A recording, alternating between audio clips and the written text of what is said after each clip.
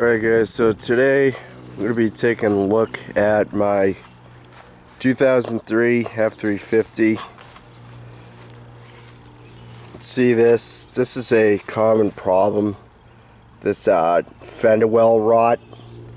Unfortunately, if it goes deep enough, you just have to cut it out and weld on some new stuff.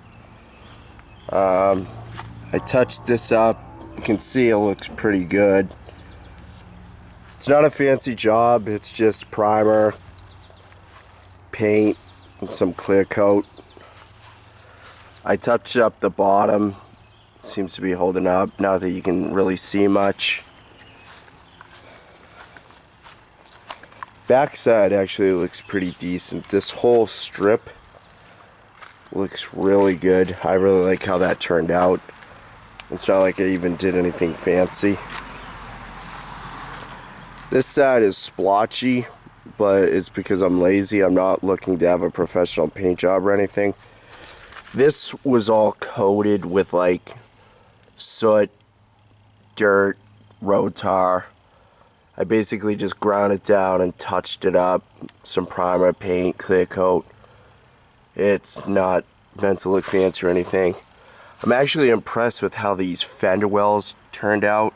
As you can see, this is like really nice and white, like all the way along, and you obviously can't tell, but when I rub my fingers over it, it's like smooth, just like the rest of the truck. It's kind of squeaky feeling. So yeah, clear coat actually did a pretty good job. I honestly don't know how many coats I used. I used quite a bit of primer, because the bare metal, really needs to get covered up well. And then several coats of paint. I don't know how many coats. I would just let it dry. It was hot enough that I could just, let it dry and then spray another coat after like a minute or two, just because it's so hot and dry. And then this right here actually looks awesome. This was like brown and rusted. And I ground it down, I primed it, and I used a lot of primer. I think that's the key, is to use a lot of primer to really take care of that bare metal, and then go to town with the paint.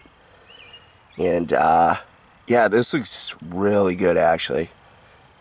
So I'm kind of impressed that it turns out as well as it does, because this thing was pretty bad looking, especially on this whole bottom side, but now it's a lot cleaner.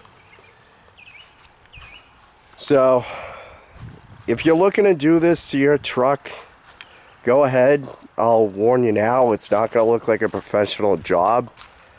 That being said, it will look decent, and from far away it looks fine.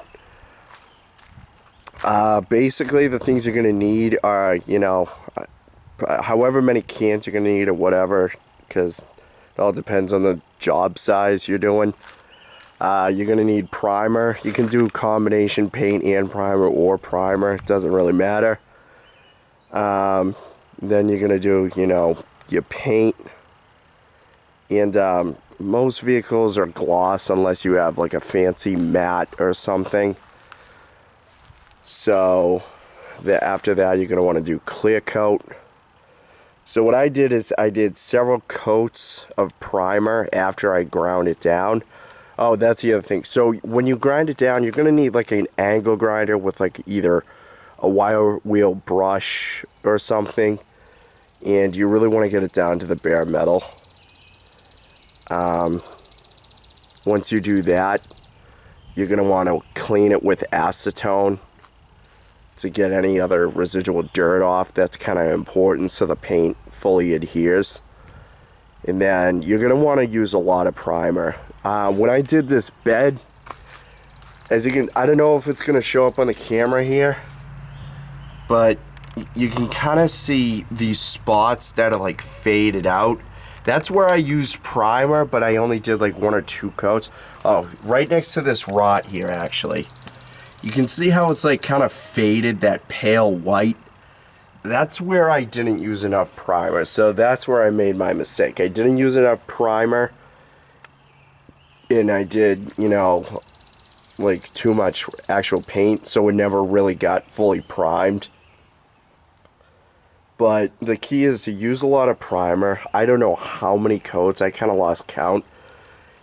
If it's hot enough and the weather's good like it is now, just keep going over it. Just spray a coat on. Don't overdo it because you don't want the drips or the runs. Spray it on, you know, work on another section for a minute. It only takes like a minute or two to dry if you're doing it properly, especially in the weather like this where it's kind of hot and dry, and yesterday was like 90. So you want to spray it on, let it dry for a minute, work on something else, spray another coat on, and just keep doing that until you really get rid of like these bare metal spots. You can see where that's like bare metal and it's like barely covered with primer. So you're going to want to cover that up with a lot of primer. Then you're going to use a few coats of actual paint. Same thing with the primer. Let it dry, work on something else, and then come back to it, put another coat on. And I would let the final coat dry for at least several minutes before you spray on the clear coat, just to ensure it's fully dry.